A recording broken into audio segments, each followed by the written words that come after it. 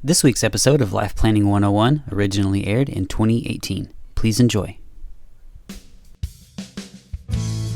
Welcome to Life Planning 101, brought to you by Smart Money Group and Kennedy Financial Services in Eastland, Texas.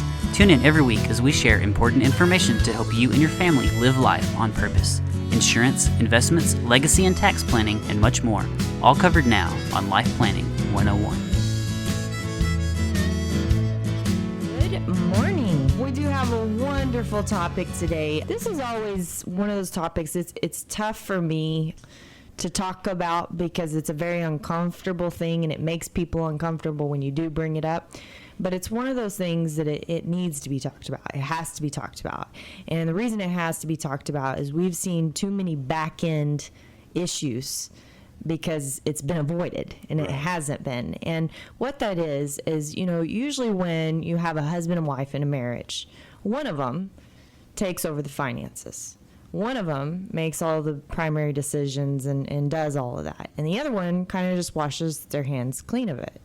Well, when we first meet people, we say, we want both of you in this room at the same time. And we get a lot of kickback and pushback about that. And, I go back to when Dad used to do seminars, in the early 90s. And then, we kept doing them into the 2000s. And we would tell people that both of you need to come through the class. You need to come to the table. And, it may be the first time that y'all have ever had a real conversation about finances, and that's fine. But both of you need to happen. And, a lot of people say, well, why does that need to happen? We really, really don't understand. And, there's lots of reasons, and we're actually going to talk about some of the psychology behind that today. People don't, but, the biggest reason more than anything is the what if of something happening to that person that has been making all of those financial decisions and keeping your financial life in order all of those years. And, a lot of times, and it's a twofold problem, okay? Because you have the wife that may have her reasons, and I'm just going to pick on women because typically this is how it goes 99% of the time. There's the 1% that it's flip-flopped. But the wife that has her reasons for why she doesn't want to come in, right? Or why she doesn't want to talk about it or be part of it. Credit cards. Yeah, exactly, right? And we'll talk about all the psychological things because it is important to get them out, get the elephant in the room. Just talk about it and get it off the table. Can't fix it if they don't know about it. That's right. And, the other side of this, though, is the man. And he feels this dire need, and God made men this way to take care of their family and to do everything in their capacity so that their family doesn't have to worry. They're not the ones staying up at night. They're the ones taking care of their family financially, physically, emotionally, right? And so they don't want to place that burden on their wife, especially if their wife is sitting there going, I don't want that to happen. Well, I want to start today by telling you a story about a gentleman. And this goes back to 2008, 2009, of when this story actually ended. But, before that time, this guy was a self-made man. And, I mean, you talk about success, right? He did it all. He had nothing growing up. He started a business and just was great. And not only that, he was a loving father. He was a husband, great husband, a stand-up guy in the community, a God-fearing man that had his faith and was willing to do anything for anybody. And, a couple years before 2008, he had sold his business for about $3 million. And he was ready to retire, but he was going to do it on his own terms. Semi-retirement to him meant sell my business and go in and just buy a bunch of rental houses. Mm-hmm. And, this is going to be my retirement. Well, he paid about $450,000 in taxes when he sold his business. So there was ouch number one, right? So now we're at 2.5. Yeah, 2.5, right? And then he went in and bought all these rental houses. Well, it wasn't just a couple years after that, right before we hit that beautiful, I think it was Black Monday, right, in October. Of 2008, that he passed away, had a heart attack. Wasn't expected at all. And of course his wife, she's consumed by grief. She's never been a part of anything financial in their entire life. She didn't even keep the books for the business. There's, a lot of wives that at least do that. So they have, small understanding about things. She didn't do that. She didn't touch anything. She was a kept woman in the sense financially. Now, she raised the kids, right, and she worked her tail off, making sure that everybody had their warm plate, and the house was great and everything else was going good. But, money, when it came to money, she knew she had her little budget, and that's what she stayed on, and that's what it was. Well, 2008, everybody knows what happens in 2008, right? It wasn't just a economic crisis that hit the markets or hit the housing. It hit everything, right? So unfortunately for them, and then about this time, he wasn't even really up and running. He had about 19 of the 34 houses that weren't rented.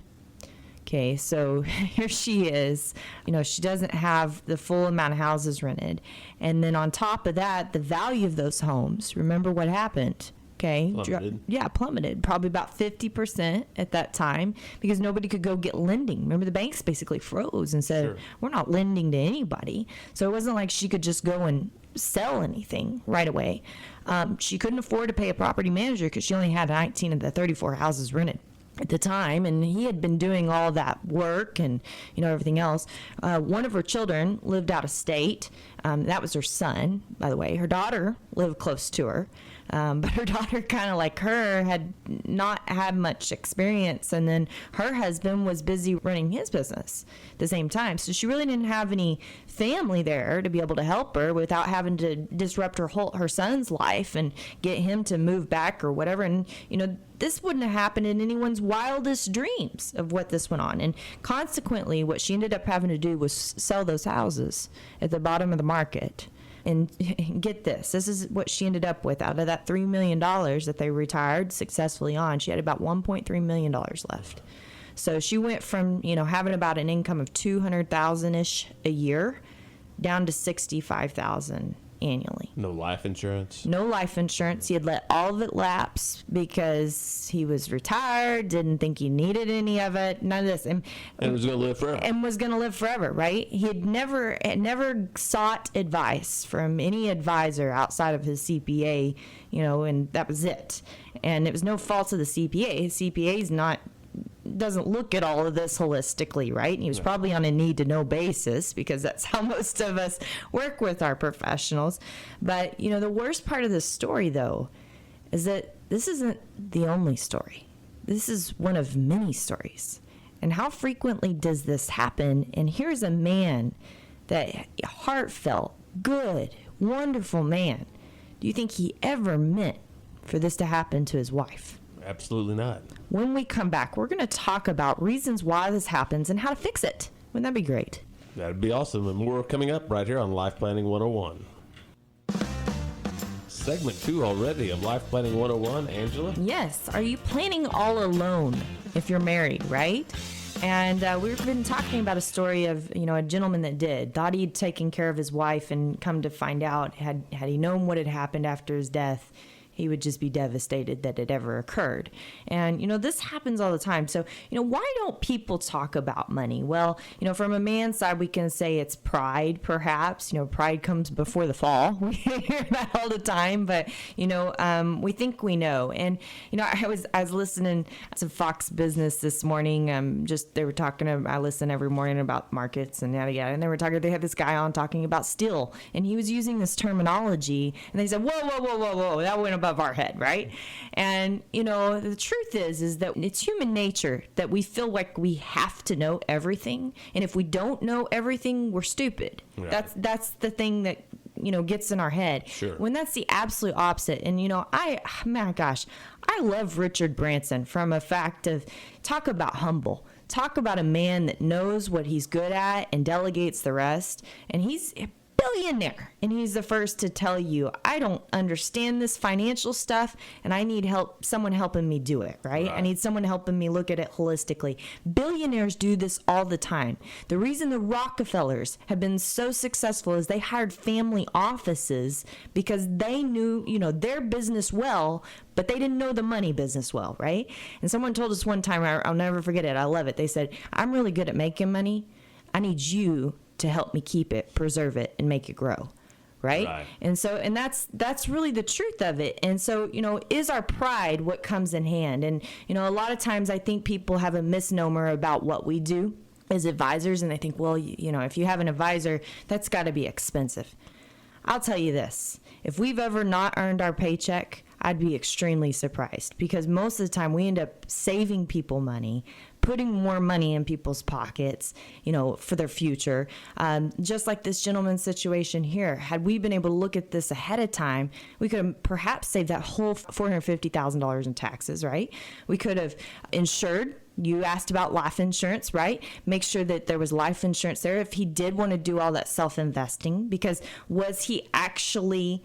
when we think something's tangible, we think it's safe. Right. But he put all his eggs in one basket, right? And real estate, for the most part, is always been, right? Yes. And that goes back to that psychological bias that we have. And so, at least knowing that risk, and he may never thought of that risk. Apparently he never thought of the risk of everything falling apart and he falls over dead at the same time. I'm sure that he never thought of that. So, ensuring against that, having a plan in place to be able to do that and have those what ifs. And we call those our devil's advocate conversations, and that could have saved that spouse to keep her $200,000 of income over the years, or just diversify the real estate, right? And a lot of people think that I have to have something to do in retirement. If I sell this business, I'm gonna go dead. That's what they think. Or if I retire, I'm going to go dead, right? And that's not necessarily the truth if you can find a purpose after retirement. And we call ourselves a life planning firm for a reason, right? It's not just about the money. Not just financial planning. That's right. It's about the life and the money and how all of that corresponds together. Because at the end of the day, what's most important? Your pride or your family? Family. Absolutely, 100% of the time. What's most important? Making sure everybody's taken care of, or enough money at the table? Making sure everybody's taken care of, right? Yeah. And we often get money backwards. We do it all the time. We associate it. And I read a devotion this morning from MediShare, which is a Christian sharing group for healthcare, that I use. And they had this wonderful quote in there about, money isn't evil. It's when we use money as an idol, right? That becomes evil. And how many times do we do that without even knowing that we're doing it? Subconsciously, because we've let it take control of every bit of our being. We've let it take control of our decisions and what we think we have to do and what we think we need to do. And that doesn't make any sense whatsoever, because at the heart of the things, the truth is life is about love. It's about you and your family and your friends and what Jesus Christ brought us here to do, right? And so, being able to have money complement that and be a tool for that. And he gives some of us that money as a gift to be able to give and to share and to do more for other people. That's what it's all about. It's not about the opposite. So, reasons why I think people don't talk about money is obviously there's that man side, but what about the woman? Or the other spouse in particular situations, men in other particular situations. And I'll bring a story up in point. I met with a gentleman about a year ago, and one of the questions that we always ask to understand psychology behind the way a person thinks, because it helps us be a better coach with them about their money, is what was money like growing up? And for him, it was devastating. Bankruptcies, poverty, greed, fear, all of these things. He can't even talk about it. He can't even look at it because he becomes obsessed. He lets money become the root of all evil for himself, right? And the fact that he's willing to admit that is awesome. But guess what? He still comes to the table and he still gets on the same page with his wife because it's about life, not about the finances. So if that's what's holding you back, You got it all backwards. You will become in control. Money will be in control if you don't learn how to control it, right? Right. And, what about the one that doesn't care? Everything's going to work out. Everything's going to be okay. I'm going to pick on doctors' wives for a minute because we've ended up inevitably working with a lot of doctors over the years. And inevitably, we have a lot of widows that are doctors' wives. And sometimes we caught the disease early enough. Sometimes it could be treated. That's right. Sometimes we never caught it, right? And they believe that everything will work out just fine. Well, when they've never come to the table, they don't understand how to budget. They don't understand what it means to not have that person taking care of them. It's a life changer. And some of them can do it. I'd say 5 out of 10 can do it. But the other 5 can't do it. They're devastated. The grief overruns them. The change of pace overruns them, and they end up running out of money. Running out of money. No matter how much life insurance you think you can buy, they run out of money because they don't understand what everything's all about. And that's so backwards thinking, isn't it? Yes. We don't think about that. Or what is it if you mentioned it before, the credit cards. What if it's just someone that doesn't want to budget or plan, or they feel like someone's getting, they're getting their finger pointed at them all the time, or they're blamed all the time. Well, that conversation needs to change entirely. Have a mediator in that conversation. Someone doesn't like to be told what to do. They don't come to the table for that reason. We've seen that. Someone doesn't feel involved. They don't know enough. They feel too stupid compared to their spouse. Have you ever thought about your spouse's emotions when it comes to this? Does that make it any less important, though? Absolutely not. When we come back, you don't want to miss right here on Life Planning 101, more about planning all alone. Wow, final segment already. You know what? You said uncomfortable stuff, but excellent stuff. Yes. Stuff that, we just had a nice interchange during the intermission here, so let's get on with some more good information. And you made a good point. I liked your analogy. Sometimes it's hard just to, you said sometimes it's just hard to look at everything, to actually take that first look and see where you're at because you're worried how bad it may look. And we said that's right. And we talked about you just got to rip off that Band-Aid, right, and put on that Neosporin and start the healing process, right? And slowly but surely. Otherwise, the infection will continue to grow. It is so true. We started working with this wonderful family. I can't tell you how much I think of her like my mother. I love them to death. And this was back in 2014. Her husband had passed away in 2012. And we laugh about this, but in reality, it's really not funny because the family, she's worth about $20 million. And every time we've gone up there, we found a new asset. We haven't yet think we found everything, and she thinks she's got everything, and then, oh, by the way, I found this. And because the husband took care of everything, and they didn't, at $20 million net worth, they surely should have had a family office being able to take care of everything for them, but they weren't at that time. And so it was absolutely a disaster, and they lost out on about $2 million of getting that outside their estate, which at a cost of 40% would have been about $800,000 in taxes, just because they didn't have that holistic view. He was trying to do it yourself, just read different things and put things together.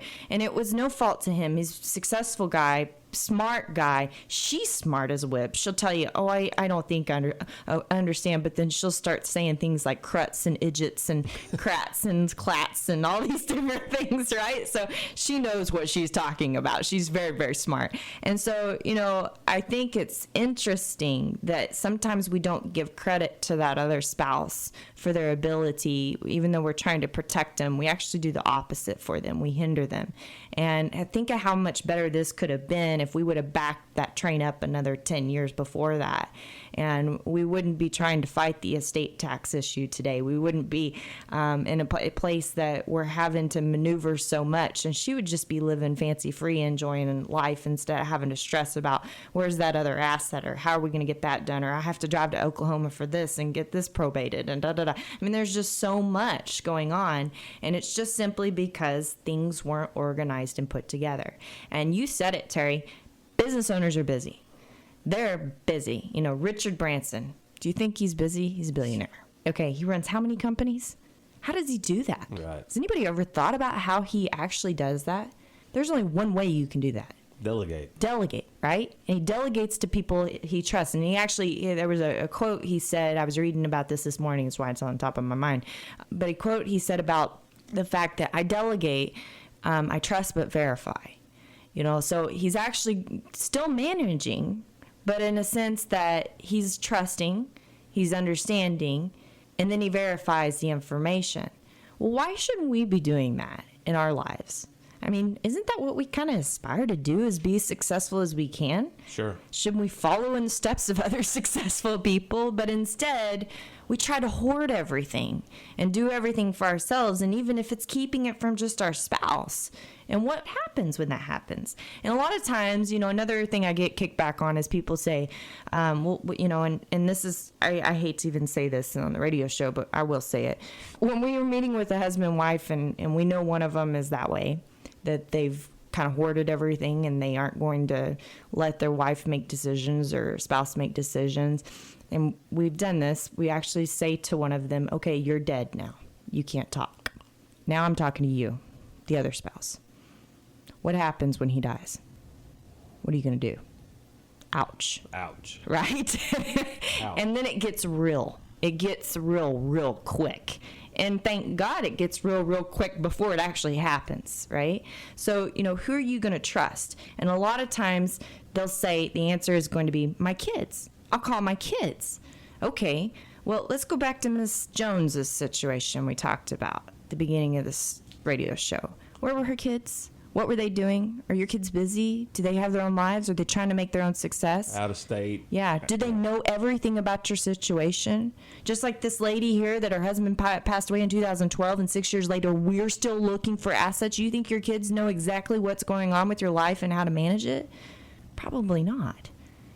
Probably not. Come together, it's your option. Come together before the storm or after the storm. It's going to happen. And which do you want? I spent 2 weeks ago, I actually went up to a family's house we've been working with since 2002. Heartbreaking. He has Alzheimer's. She has Parkinson's onset of dementia. We're trying to organize everything right now so that the kids don't have to do a dang thing. Putting everything where it needs to be before it happens. And they're doing an outstanding thing for their children and for each other by doing that. But you know how many years we've been trying to get them to do this? Lots. Yeah, since 2002. Why wait till it's too late? Well, it's the old saying that we hear it all the time. People don't plan to fail. They just fail to plan. Absolutely. Absolutely. Don't wait any longer. It's not worth it, right? Angela, tell us again about your contact information. Yes, so you can definitely subscribe to our newsletter, www.kennedy-financial.com, and you're going to get a weekly article. We've always prided ourselves on education. We believe in it. We believe that people need to make informed decisions, and we try to share that with the world. We do on the World Wide Web, right? That's right. So, make sure you go on there. And we've got all of that archived on our website at kennedy-financial.com. Don't miss it. Have a great week. Again, right here from Kennedy Financial Services. God bless everyone, and God bless America. Thank you for joining us for Life Planning 101, brought to you by Smart Money Group and Kennedy Financial Services. If you have questions, you can email them to lifeplanning@kennedy-financial.com. Be sure to tune in next week for more Life Planning 101. The opinions expressed herein are those of the firm and are subject to change without notice. The opinions referenced are as of the date of publication and are subject to change due to changes in the market or economic conditions and may not necessarily come to pass. Any opinions, projections, or forward-looking statements expressed herein are solely those of the author, may differ from the views or opinions expressed by other areas of the firm, and are only for general informational purposes as of the date indicated. Securities offered through Calton & Associates Incorporated, a registered investment advisor, member FINRA SIPC. Investment advisory services offered through Smart Money Group LLC. Kennedy Financial Services and Smart Money Group LLC are separate entities and are not owned or controlled by Calton & Associates Incorporated.